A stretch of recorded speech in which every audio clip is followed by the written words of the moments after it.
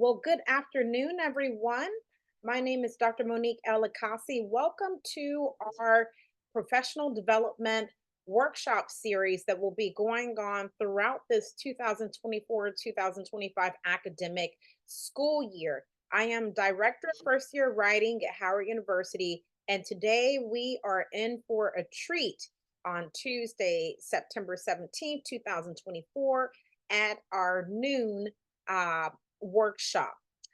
We are one of the few, if not the only, that is providing an ongoing workshop series every single week.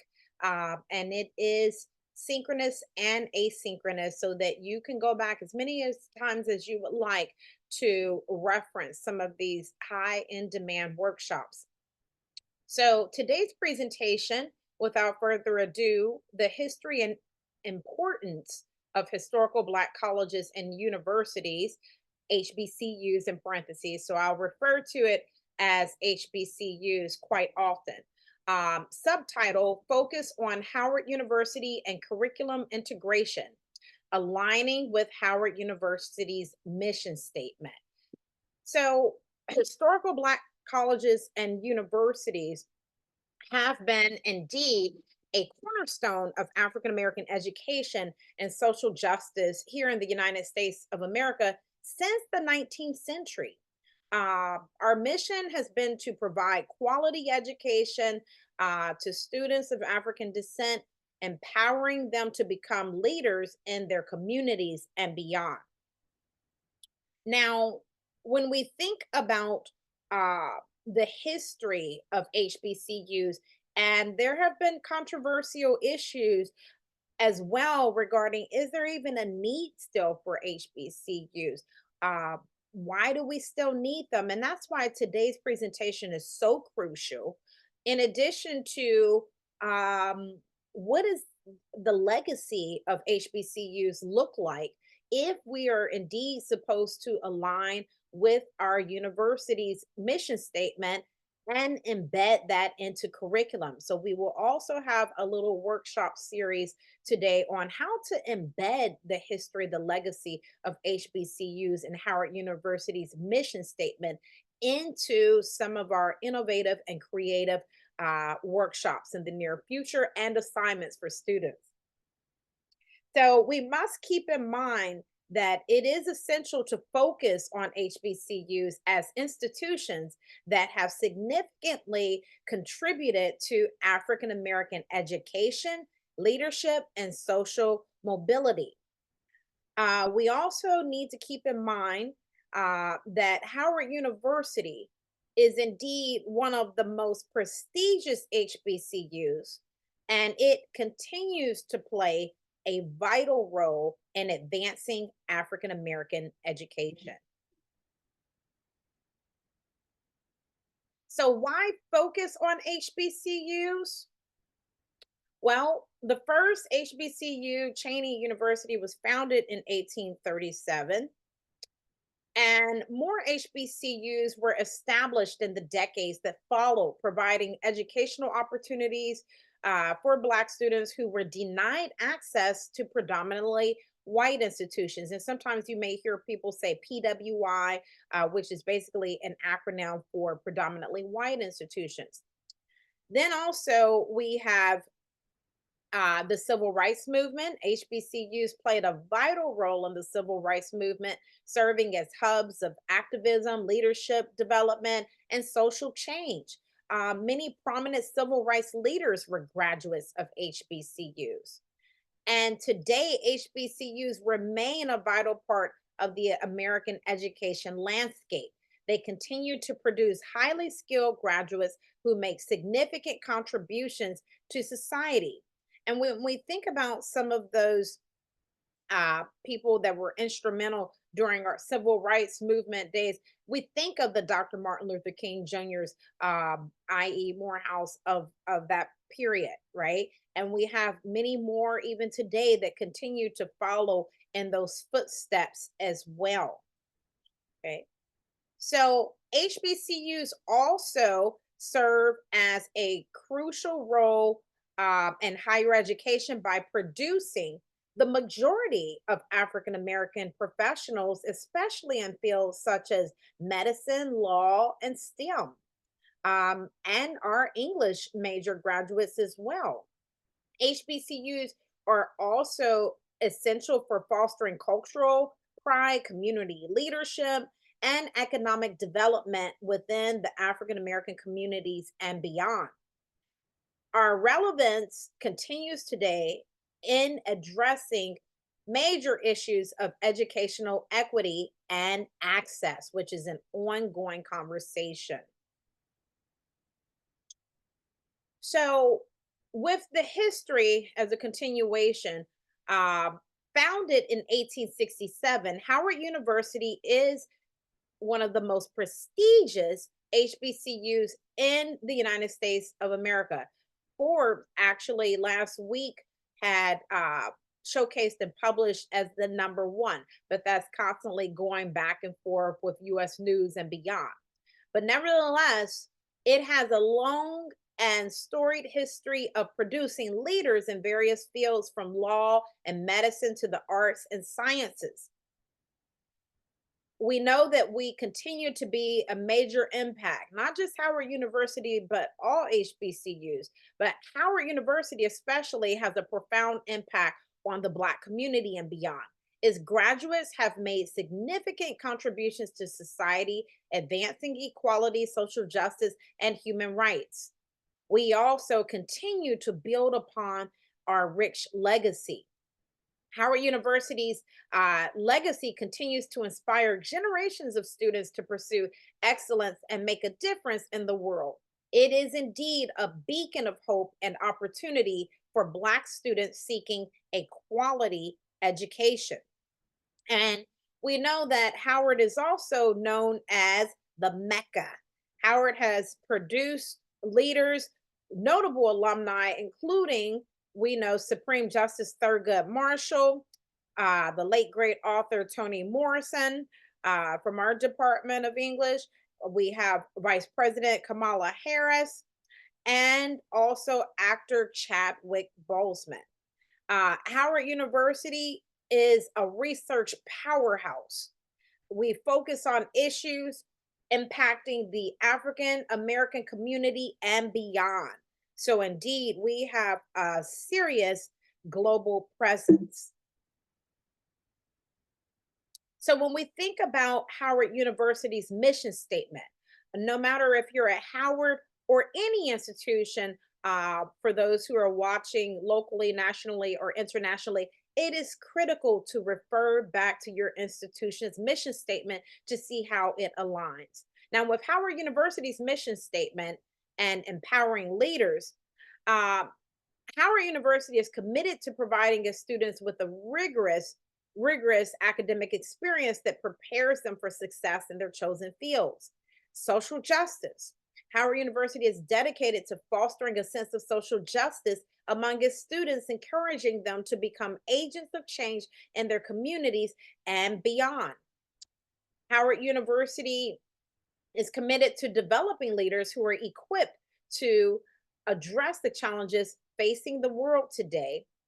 And of course, the community engagement.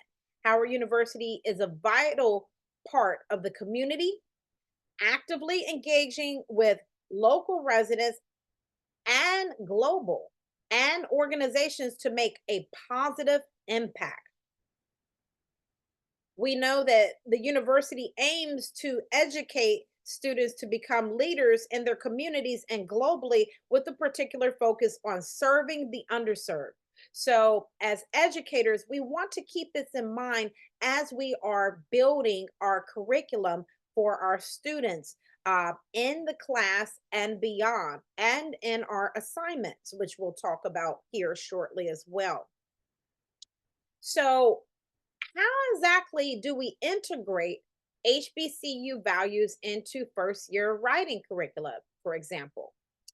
So sometimes people think, oh, it's the HBCU, then that means it's only students of African descent. Other students cannot attend historically Black colleges and universities, and that's absolutely false. Absolutely false. If anything, we are that space known locally, nationally, and internationally for embracing diversity. We are known for that. So we have students from all over the world and all colors of the rainbow. So we also want to keep that in mind when we think about social justice themes and integrating HBCU values into our curricula. Incorporate readings and assignments that address social justice issues affecting the Black community and beyond. This can include works by Black writers, historical accounts of racial inequality and contemporary social justice movements. Think about leadership advocacy. Encourage your students to think critically about their role as leaders and advocates. Provide opportunities for them to develop their voices and advocate for social change in their writing.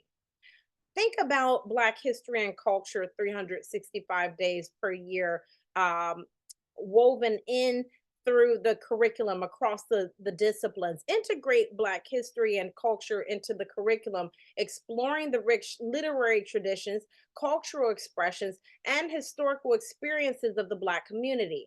This can include studying the works of Black authors, poets, artists, and beyond. Why is this important?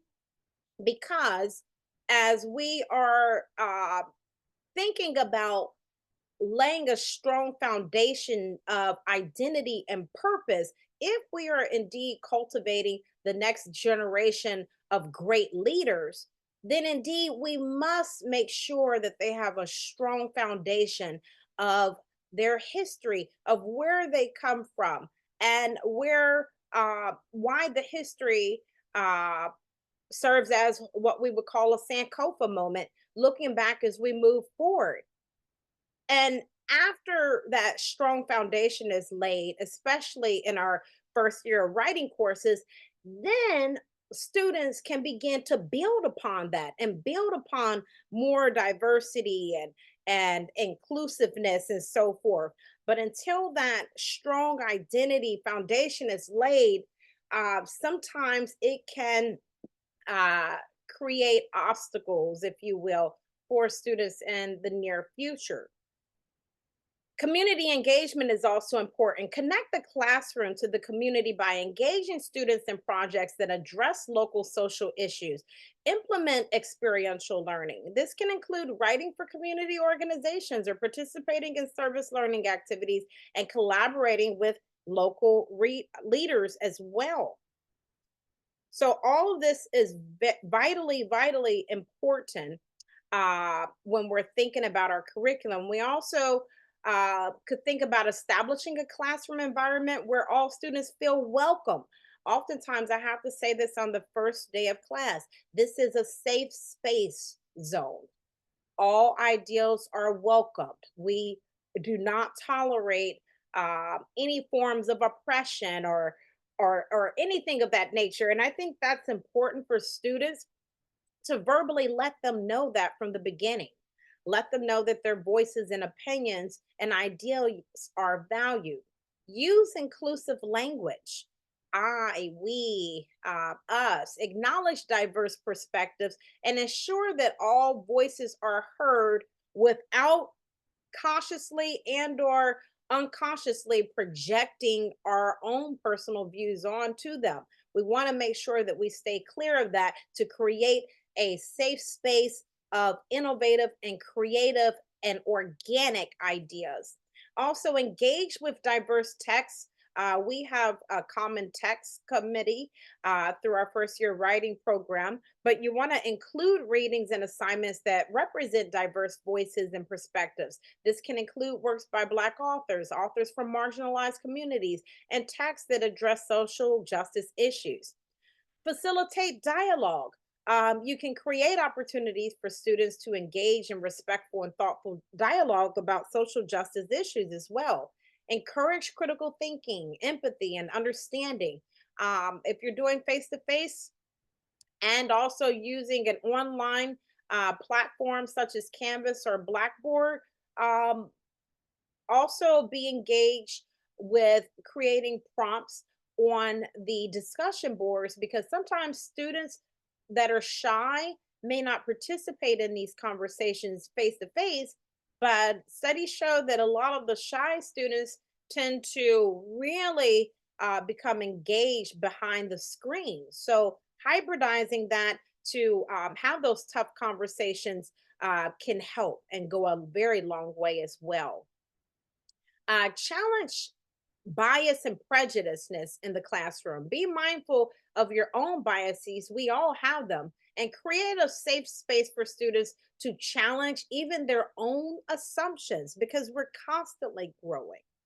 Okay.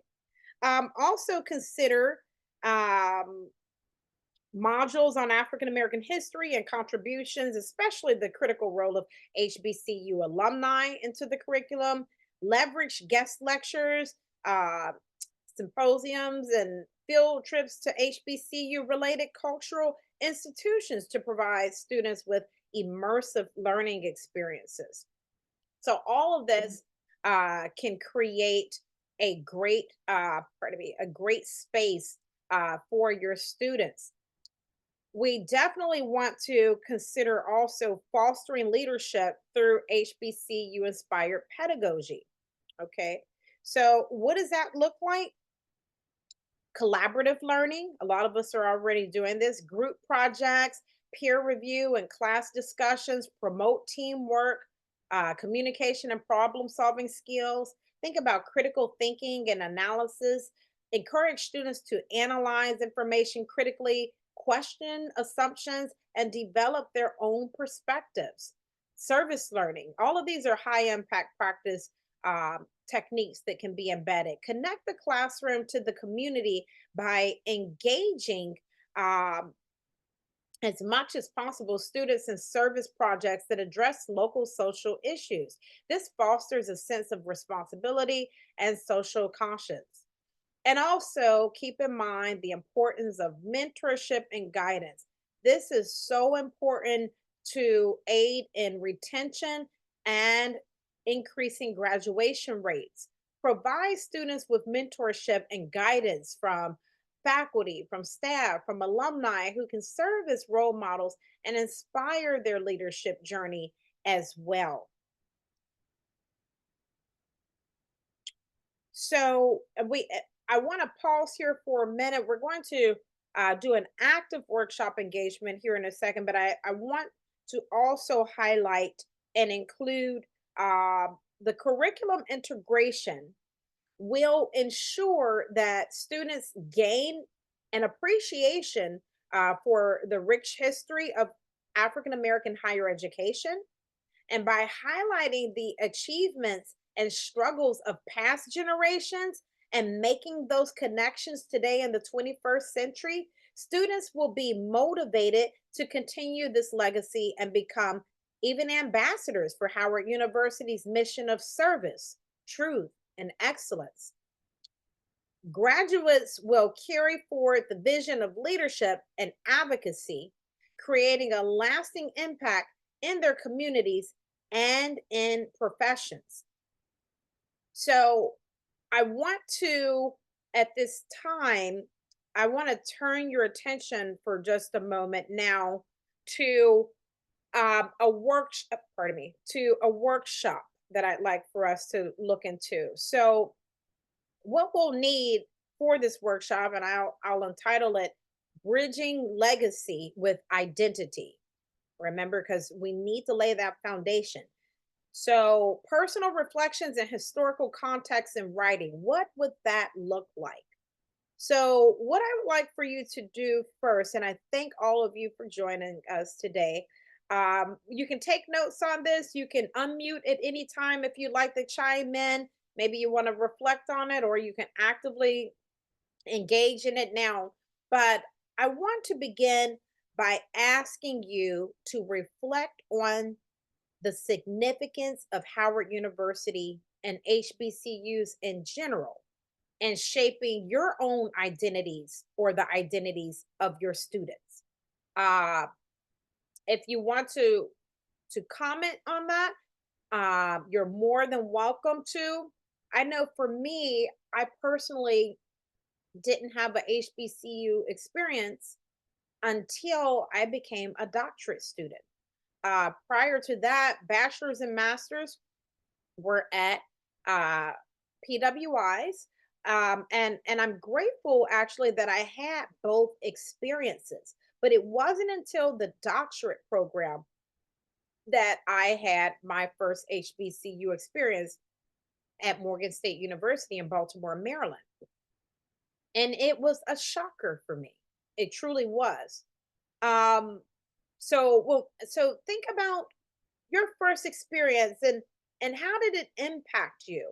I had no idea, going into the classroom, seeing a sea of eyes that were uh just yearning for knowledge and wisdom and looking up to you. um it is such a rewarding feeling. So think about that, and I want you to think about this. How does Howard University's legacy align with what we want our students to learn in first year writing? Anyone want to take a stab at that? How does Howard University's legacy align with what we want students to learn in first year writing? Dr. Kazi? Yes. Yeah, I'm sorry I was late, and Oh, I actually have a class in a few. I yes. told my students I'd be with them in about 15 minutes. Thank you, Um, Dr. Harris. Thank that you. yeah, yeah. First of all, thank you for having this particular symposium because well, let me answer the question first.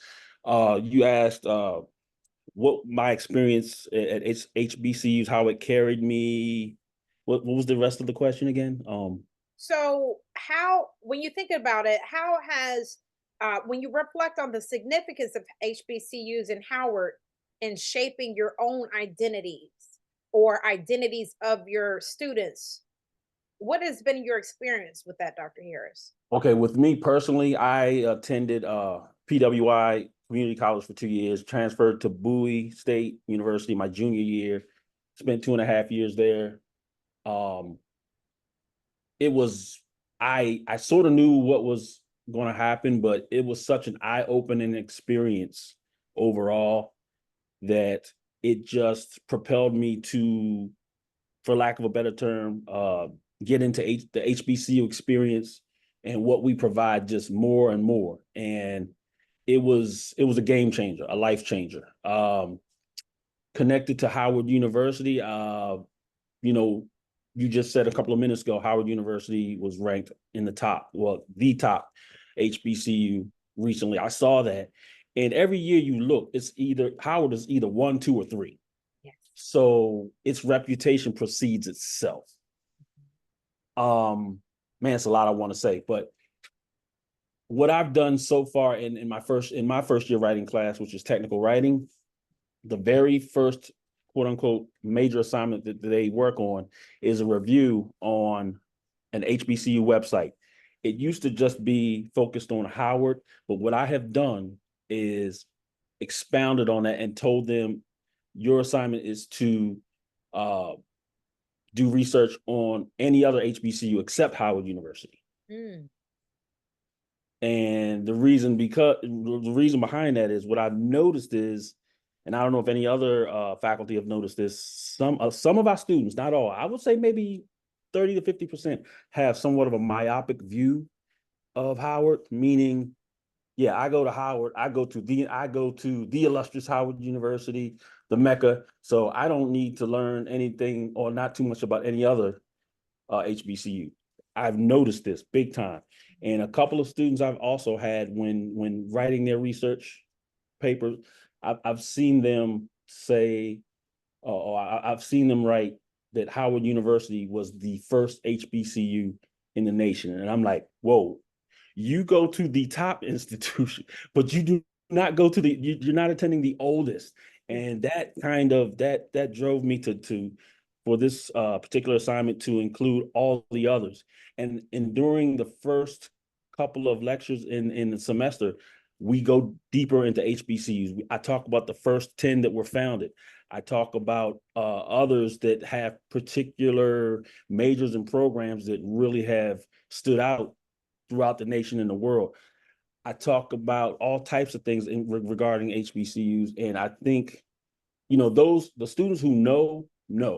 But then there are a whole bunch of students who just say, hey, yeah, I'm going to the leading HBCU and that's all I need. And I've already said that, but it just, yeah, it it's to the point where, and I put this in the chat, I would love, I've been sitting there putting together plans for a course or courses regarding HBCUs in different venues. I think the last time you and I talked online, I may have said it, but I'm not 100% sure. But yeah, I've definitely gone in and done some research, done some planning, almost put a whole syllabus together, the whole nine. And I would love to share that with you one day when you have half an hour to spare. Absolutely. So I'm sorry I monopolized all that time. I had to say it, and I wanted to make sure that I was in front of your face saying it, so you knew it. Yes, and oh my gosh, Dr. Harris, I thank you so much. I know you have to go to class, but you know we're going to have a part two. You know it, Dr. DeSol, as well. We have to have a part two of this workshop because and there's so many people that will look at it asynchronously as well, but part two definitely, because what you're doing, I love it. It's crucial. I love that assignment of researching other HBCUs as well in the top 10. And we also want to add to that, what specific social justice themes from the HBCU experience at these other institutions and or how can they inspire the students with their leadership, with their writing, with their oral communication, with their technical writing. What does that look like when we add this umbrella of this theme of social justice to the HBC experience and in these technical writing and first year writing courses and beyond? You know, what does that look like? Mhm. So I think I think it's awesome, Dr. Harrison. I'll be reaching out to you. I know Dr. DeSole has a workshop coming up too that we're excited about, but I'm definitely going to reach out to you too to invite you as well, Dr. Harris, to consider spearheading a forthcoming professional development workshop because this is becoming high in demand. I've had colleagues even all the way over in institutions in Europe and in Africa as well that have been tuning in and they're learning and they've offered to even come in. And what does that look like? Making those cross cultural connections with what they're doing because a lot of them don't even know what a HBCU is or that it even existed and why is it even important still in the United States of America. But that's a whole that's a whole additional conversation. Yes. So so what I want to ask And you really quickly also and then I'm going to pass it to Dr. Dussault is this to answer this, Dr. Harris and Dr. Dussault. I want you to think about this after we get off this workshop today as well. Think about write about a challenge because we all do a lot of journaling. Even if you text it to yourself, write about a challenge in your life and connect it to the legacy of an HBCU leader or historical event. The reason why I say I want you all to consider doing that because then now you've put yourself in the student seat. How does that feel when I told you to write about that? What does that look like? And could this be something that we consider adopting and introducing our students and, of course, putting our spin on it?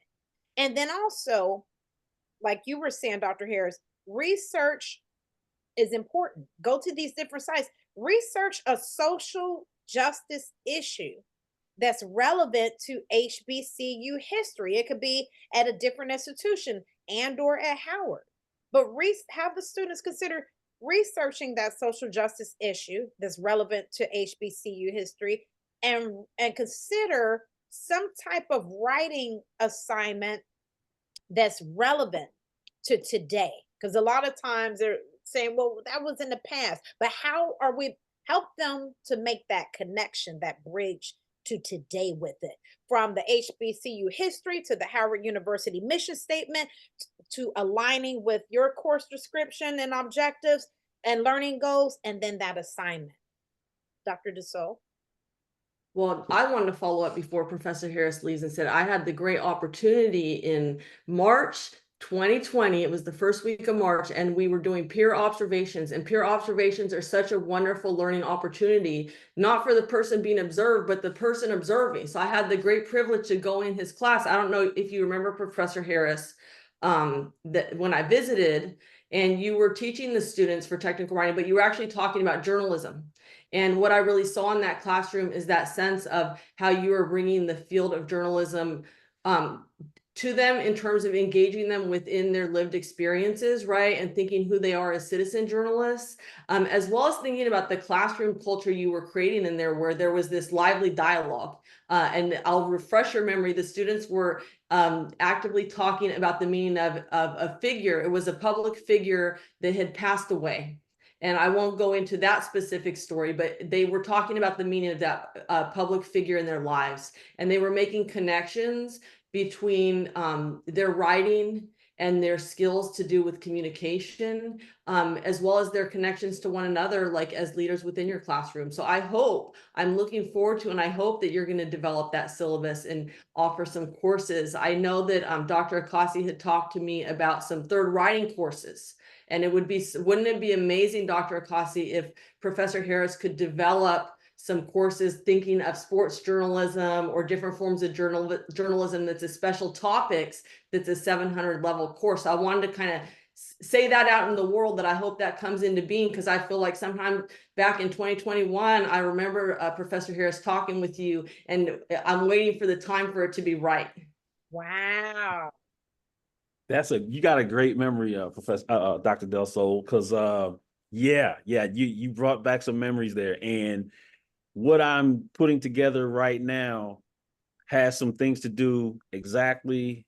It dovetails right into what you were just talking about. So, when I draw this stuff up and send it to you all, you'll see what I'm getting at. And I know it will need some refinement and some tinkering here and there, but it definitely relates to just about everything you just said and more.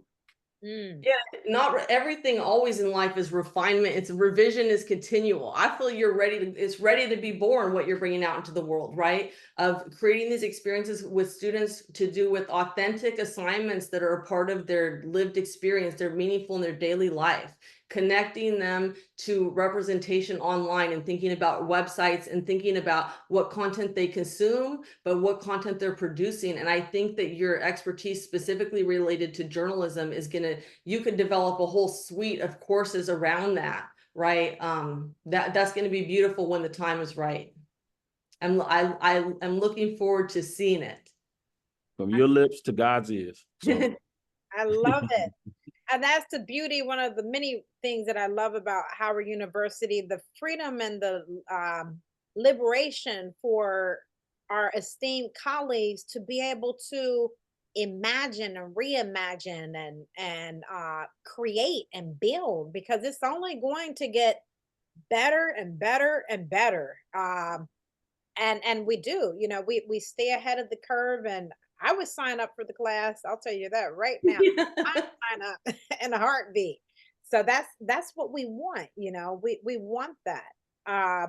And we want to continue to support each other in integrating these innovative and creative ideas, into the classrooms. We want to build these bridges and collaborate and put our brilliant areas of expertise together collectively as esteemed colleagues, and see some of the great works that are birthed from it, if you will. So collaboration is critical. We should encourage it among each other and encourage it with ourselves as well, especially when it comes to those uncomfortable conversations. We're at an HBCU, the premier HBCU, where oftentimes and colleagues come to me in confidence because I've created that safe space. And they'll tell me, Dr. Kasi, not just here, but at other HBCUs too. Do you mind coming in, being giving a visiting lecture on this uncomfortable topic about slavery or rape or incest? It's a trigger for me. I don't know if I'll be able to do it or not. And I do that sometimes, but also think of it this way. When you are, for instance, the common text, right? The common text, we're doing Octavia Butler. Sometimes flip the class. When you have those uncomfortable subject matters, you don't have to be a certain gender or race or class, or sexuality to talk about what quote unquote one considers uncomfortable. And we know that that varies from person to person. It's not a one size fit all. But when we flip the class and we're not so lecture heavy, and we flip the script, as the Gen Zs would say, and we turn it to them with the questions, you'd be amazed at the conversations that come out of it. And then at that time, we're just sort of we're listening and we're learning as well, but also sort of coaching and orchestrating, but allowing that safe space. Someone came to me and said, Dr. Akassi, and this was at another institution years ago, in one of my books that I had uh published on post-colonial composition pedagogy. It was an anthology of different articles, but there was an issue about the N word in one of the novels that their class was reading. And they said, "Am I allowed to say it, Dr. Akassi?" And I said, "If I were you, I would go ahead and just say N word. I would not say it because that's a trigger for many. So I would not say the N word. I would just say the N word. And sometimes you have to warn and say there may be some triggers coming from this particular text. But at the same time, we're shaping our future leaders. And we can only coddle when, I know a lot of times people say, oh, don't talk about that. That's too much for them. But eventually they're going to have to go out into the big, bad, real world. And so and that's the beauty of the humanities as well. These readings, these texts, even from the past, looking back as they move forward to expose them to such, and to know how to deal with it accordingly. But I know that's a heated topic. But as Dr. Henry Louis Gates Jr. even said over at Harvard University, again, to repeat, you don't have to be a certain race and I'll add to that, or class or sexuality or gender to talk and teach about the quote unquote uncomfortable. I teach Frederick Douglass narrative all the time. I'm a woman. I identify as a woman, cisgender, and the list goes on. I've taught Shakespeare. I've taught, I teach a lot. I've been in classes where I was the only person that looked like myself, but I found a way to connect. You may say, well, maybe I may not connect with it because I wasn't part of that era. Or I'm not that color. We have universal themes out there. I could connect with Shakespeare on many levels. I was looking at it through several different lenses, through the feminist lens, through the classism lens, and the list goes on. So there are ways to still find a way to intimately connect, while also being very careful not to project sympathy, but more empathy, because that also gets into the mix as well. I want to open it up, your thoughts about that, because sometimes we think, oh, okay, when I teach this, maybe I need to teach this with sympathy, but we don't want that. Empathy. And how can we take these controversial subject matters and use it as a platform to build, and as Sankofa would say, look back as we move forward with a modern day spin on it.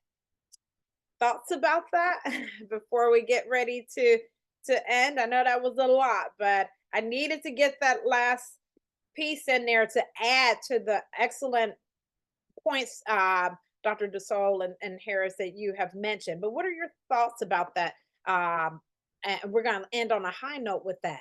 Teaching the uncomfortable and empathy versus sympathy with these subject matters. What are your thoughts? You can unmute at any time. Yeah, this semester in particular, I've been thinking a lot about the idea of audience and how that's so hard for students, especially my first semester students, to think about audience, right? To think about someone else other than a teacher reading their work.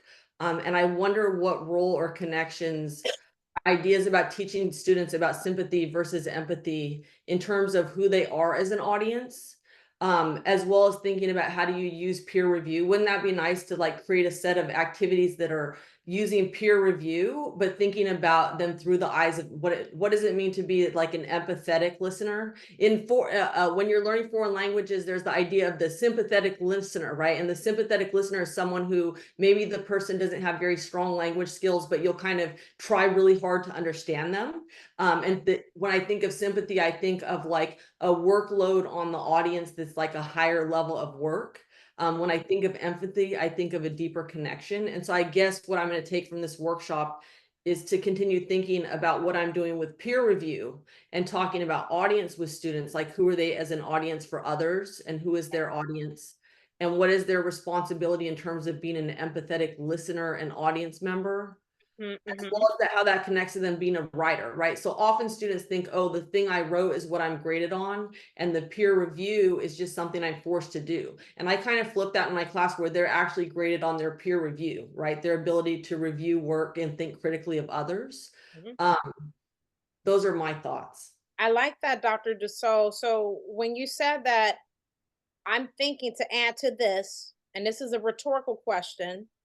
How do we go from cultivating the students from sympathetic to empathetic to empowerment? How do we cultivate the students to go, and for ourselves, how do we go from sympathetic to empathetic to empowerment? Ooh, because at the end of the day, okay, what are we going to do with this information? If it's i.e. through peer review, peer editing, you're empathizing with this content that you just read from your classmate or from this common text reading. Okay, how can that be used as a sense of empowerment? I know when I read Harriet Jake, pardon me, when I read Incidents in the Life of a Slave Girl, I was empowered. When these are their eyes were watching God, I was empowered. So even the Scarlet Letter, I was empowered. Yeah, embracement and the list. How do we bring that out as well so that it's not, oh gosh, we just read or we talked about this, now I just left the class feeling just down and just low. How do we lift up to encourage empowerment from this, taking that and building upon it? Yeah, your thoughts about it? Any additional thoughts about it, Dr. Harris? Don't want to put you on the spot, but Well, I guess I'll just take a different tangent. You're talking about sympathy versus empathy. Um, I don't know if my class lends itself to that classic battle right there, but what I try to impose on them is I guess the empathy portion. Understanding that in the workforce that there are going to be some situations that they're going to find themselves in.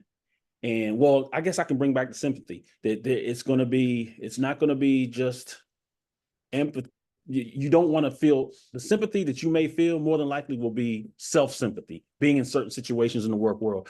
Oh, well, these folks act like this and they don't think I can do it. But in reality, yes, you can do it. And you're going to do it because you've been empowered with these things in this particular class. And with these things that you've learned, you're going to work your way through whatever the heck they're feeling. And you're going to get to the end on a positive note. You're going to finish the job. You're going to show these folks, hey, I've written this. I've researched that. This is what I came up with. No matter, regardless of what you thought about or what you thought I could do, I'm here, I'm presenting it, and I know it's right. So that's my angle. It might not be exactly what you asked for, but that's the only thing I could think of as you were talking about it. It is, Dr. Harris, and I love that. And that's exactly what we want to do, because then you have to take what they're exposed to in the classroom and how do they apply it to real life learning. When when you leave campus and you go off into the world, into corporate, what does that look like? We have to make sure we make those connections, and connect those dots. So very good insight from both of you. Thank you, Dr. Harris, for that.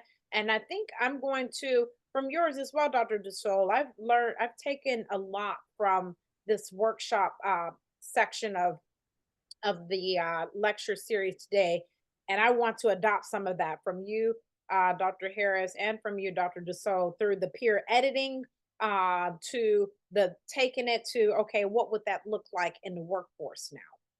Because that needs to be done. There's some serious silos that we're experiencing worldwide and higher ed, and connecting that to the workforce, from the theoretical to the practical. What does that look like? How can we connect? And I thank both of you, because I think I found an aha moment with that. So I thank you. It's full circle. Yes.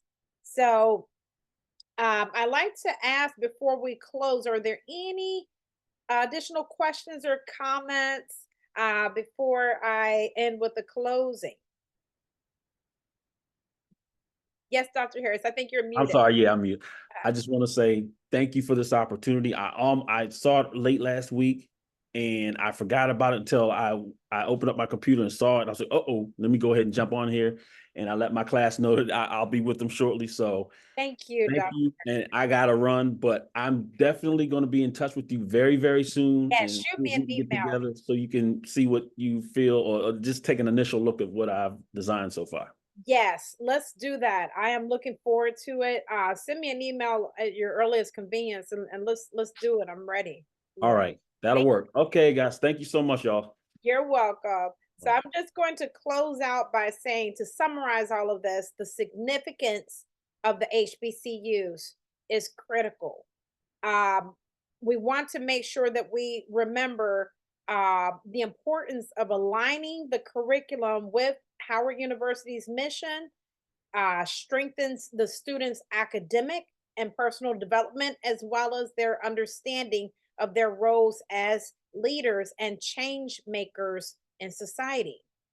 And then I leave you finally with a call to action, and that is to encourage efforts to continue integrating HBCU legacies into academic programs to preserve this rich cultural heritage. I thank each and every one of you today for today's workshop. If you have any additional questions or comments, feel free to email anytime at monique.akassi@howard.edu. Again, that's monique.akassi@howard.edu. And Dr. DeSole, would you like to share a sneak preview? I don't want to put you on the spot, but would you like to share a sneak preview of your upcoming workshop and the time, date, place, and subject matter, just to keep our audience on edge for what's coming up in the near future? My workshop is scheduled for the last Thursday in September. I'm so excited. We are going to talk about unconscious bias in the writing classroom, and think also about not only unconscious bias in terms of classroom engagement, but also in terms of assessment. So I hope some people will be able to join us and continue to explore some of these themes that you have been bringing up during this series. Awesome. Thank you so much. I greatly appreciate it. Definitely stay tuned for that last Thursday of this month as well. And every Thursday here at the same time and space. Today was Tuesday. It was for a makeup, but every Thursday. But definitely tune in for Dr. DeSole's the last Thursday of this month. Thank you again, everyone. We greatly appreciate you. Until next time, take care. Bye.